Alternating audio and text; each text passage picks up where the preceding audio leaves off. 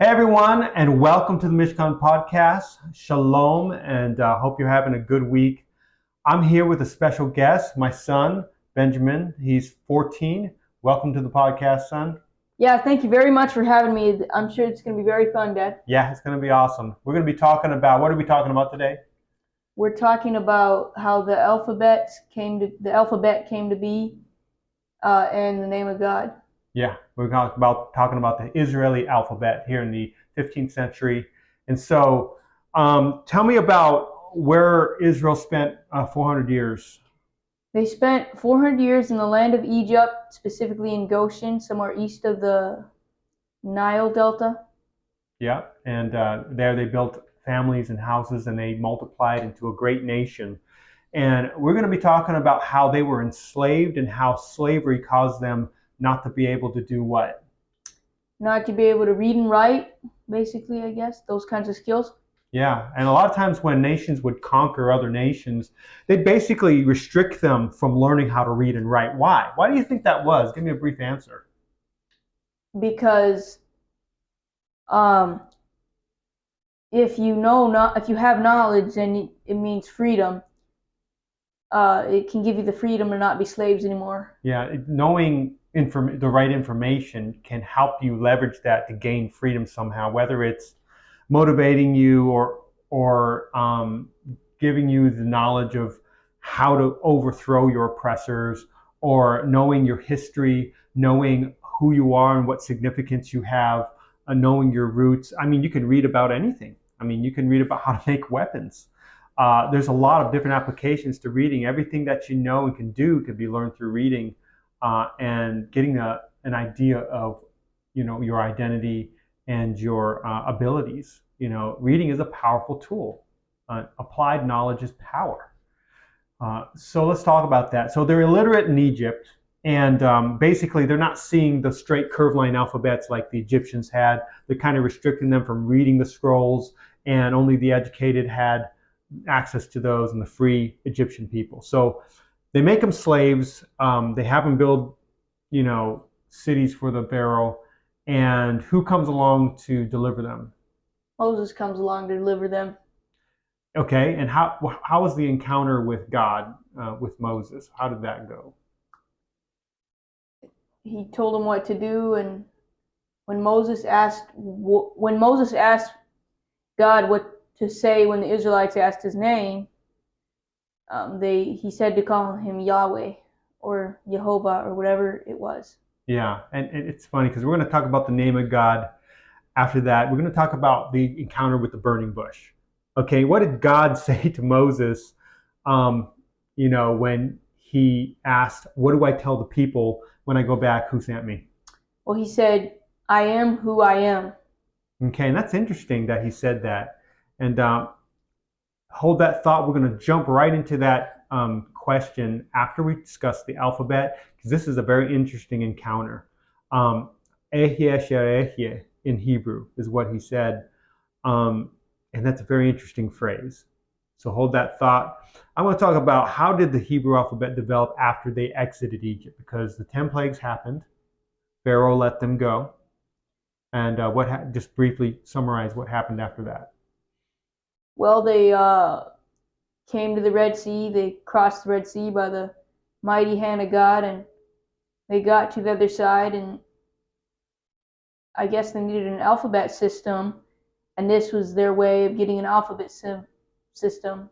Yeah, and it developed, really, they extracted some hieroglyphic letters, maybe the Ayin, because Egyptians have an I. Ayin means I in Hebrew.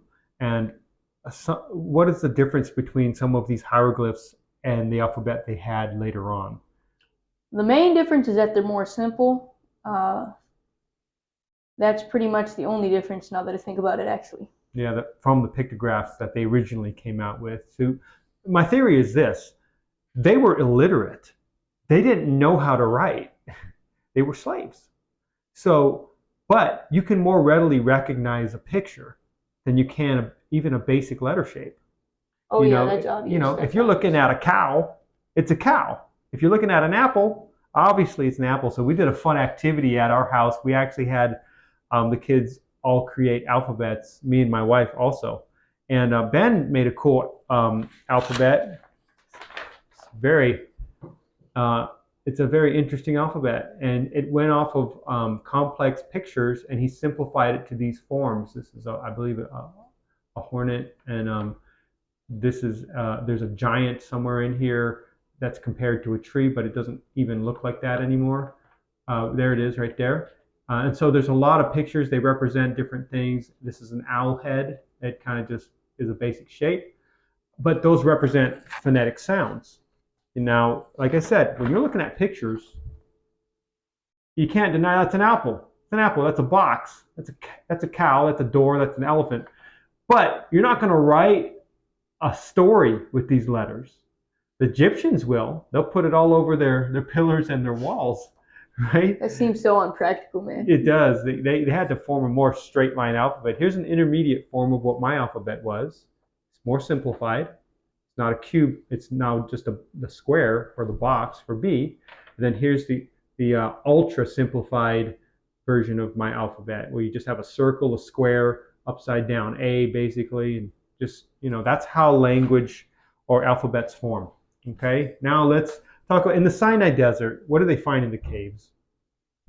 All sorts of interesting pictographs, like cows and goats, and Dr. David Kim is an archaeologist. He found a menorah on one of them.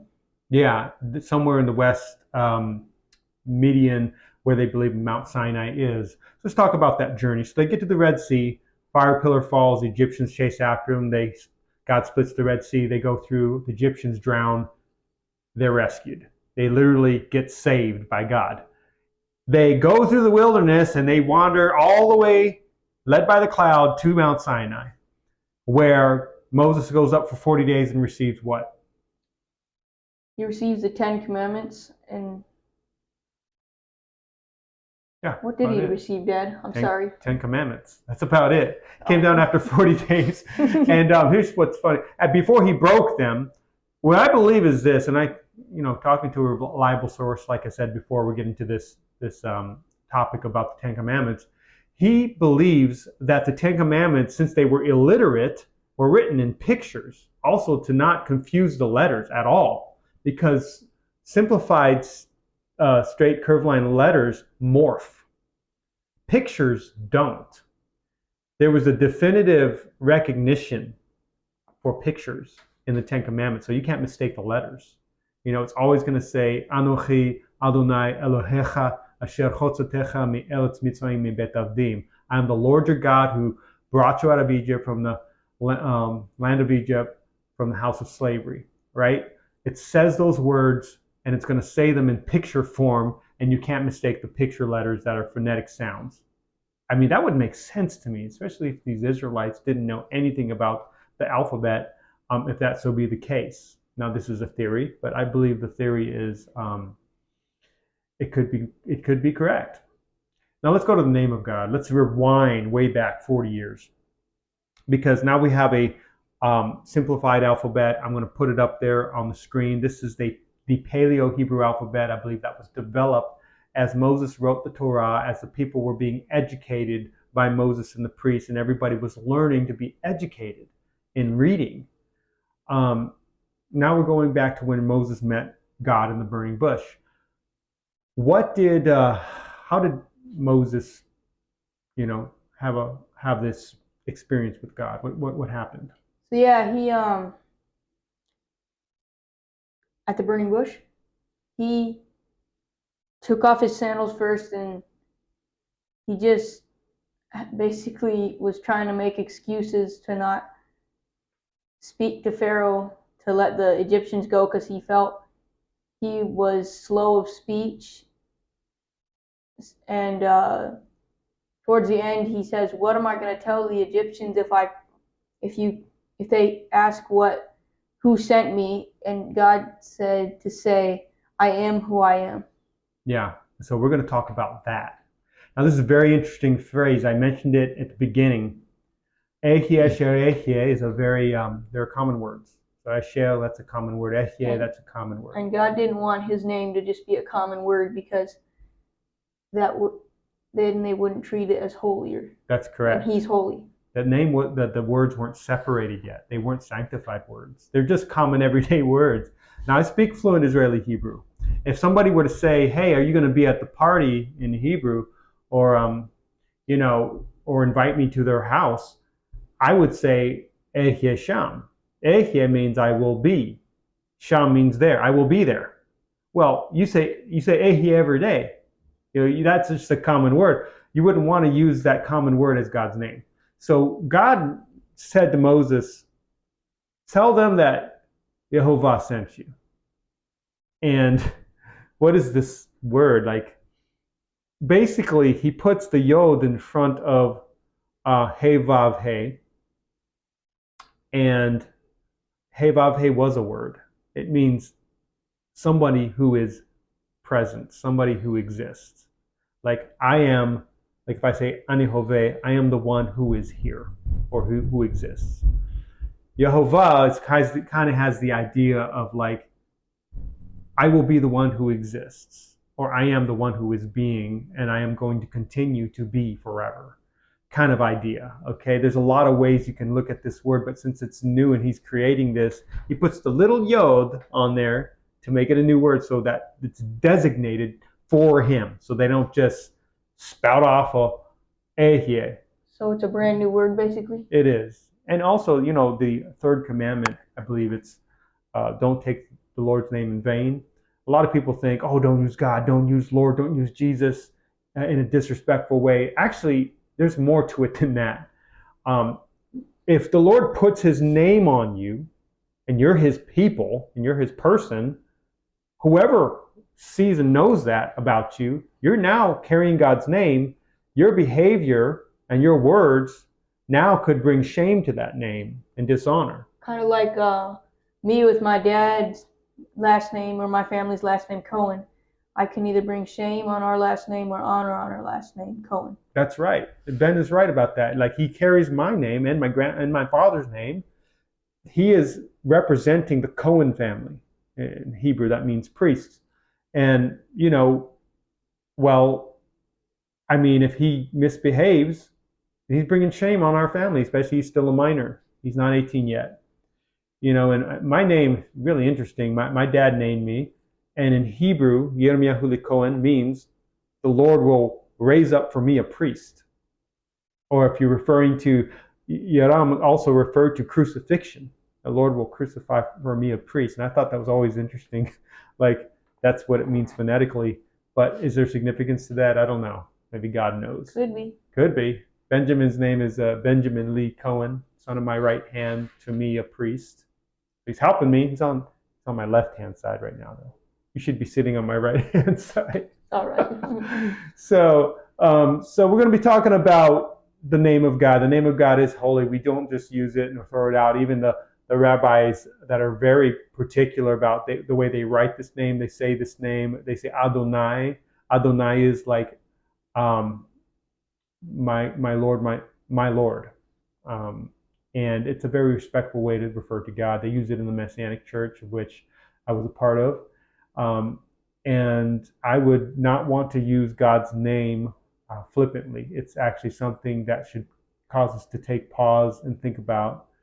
This is a holy name. This is a sanctified name. This is a name that God designated for himself. And I shouldn't just throw it around or misrepresent it. Yeah. So I think people don't really realize they're carrying God's name. However you behave at work, wherever you go, you're carrying it. Does that make sense? Anything to add to that? Maybe this doesn't really pertain to this, but I'm just kind of curious. When Jesus said to the Pharisees that it made them really mad, but he said, before Abraham was, I am, was he talking about that name? Actually, he was. Actually, what he said is, I existed, or I was born. Before Abraham was born, I am, is what it says in the Greek. Now, how does that transfer to how he would have said it in Aramaic, which is also a Semitic language? I think it actually did transfer to that name. And actually, when God says, I am, Ani Yhwh, Asher Yhwh, I believe he used the equivalent to that. And it would have really ruffled their feathers. Yeah. In Greek, ego eimi, I am, right? That's the dynamic equivalent to Ani Esherehe. Ani Ehi Esherehe. It's the equivalent. So yeah, I think Jesus was referring back. And being an Aramaic speaker, I think he may have even switched to Hebrew to say that. That would have been interesting, because then they really would have understood the reference. But I mean, they already hated him, wanted to kill him anyway. So what did he have to lose? He's telling the truth, right? So let's move on to talk about the name of God, the Ten Commandments. We've talked about the Alephbet and all that. I'm going to just touch briefly on tongues. I'm going to say this about tongues. There's two different views. Tongues is a very sensitive topic in Pentecostal church and so forth. And one view is that tongues being spoken have to be languages that exist, that people can understand. You know, I speak 3 languages. My mom speaks 4 or 5 languages. Ben speaks, he's learned to speak Spanish. He's getting really good at it. If a person can't understand a language, then the Bible says it does not edify him. Now, I'm going to tread lightly on this, and I'm going to tiptoe around this and try to be as authentic as I can, because I know the kingdom's coming, and in the millennial kingdom, how many languages do you think might be represented in the millennial kingdom? At least 100. At least 100. There's 100 dialects in the Philippines alone. Wow. You know, so you got a lot of people that are going to speak a lot of languages, and as resurrected saints, we are not bound. We're no longer bound to limited human language. The Spirit of God is powerful to translate the language we speak into their language. So here's one theory. You will speak a sentence and be muted to the person who doesn't understand your language, and God will transform the sound waves through the air into his language. Now, that's my take on it. That the person speaking doesn't not ever not think, let me say that again, he can only think in his mother tongue. So if you hear somebody that is possibly putting consonant vowel combinations together in a repetitive form, or forming something that sounds like a language, but nobody understands it, like I said, it doesn't edify anybody. Nobody's being built up by the sounds, because they're not intelligible words that have a meaning of any sort. Okay? And when the disciples spoke the languages at Pentecost, they were actually speaking languages of the visitors that were coming for Passover, and that stayed for Pentecost, possibly stayed, or even were coming for, Shavuot, right? So Shavuot is a Israeli holiday. It became a Jewish holiday because Judah remained in the land. And Judah spread throughout the land during Jesus' time, and now the tribes of Israel are scattered. The Benjamites and those of Judah came back from Babylon, mainly, and the Levite priests. Well, they were holding the feasts, and the people that were converts from Ethiopia, from Turkey, even as far as Western Turkey, were coming for Passover, and they were speaking 10, 15, 20 languages. Now think about it. Here's an opportunity. Jesus just rose from the dead 40, 50 days ago. There are all these nations represented, and God specifically has called the nations of the pagans to trust in him now that he's resurrected, right? Why would God waste an opportunity to do a miracle of telling these people in their language about the gospel? He wouldn't. They don't speak Aramaic. They don't speak Hebrew. What do they speak? They speak Latin. They speak Greek. They speak different dialects of Greek. There was a lot of dialects of Greek during that time. So these disciples were speaking the word, and they were being translated by the Spirit, and they were hearing them in their own languages. That's my take on it. And that's the same thing that's going to happen in the millennial kingdom. You're going to have, saints that are able to speak in the languages of the people that are living on the earth that may not have been resurrected yet. You're still going to have flesh and blood generations on the earth for 1,000 years. I think it's a lot different than what most people might think. But that's just the take on it. We are now at the end of our episode here, guys. Thank you for tuning in, Ben. Thank you for your input. Thank you so much for having me. It's been really fun, guys. Yeah. I hope to see you in the future. Yeah, thank you so much, Ben. It's been really encouraging to hear you speak. And I hope to see you on the next episode, episode 4. We're going to be talking about personalities with my 9-year-old son, Judah. He's quite a hoot. And if you like this content, please hit the like button and subscribe. Shalom, have a good week, and we will see you next time.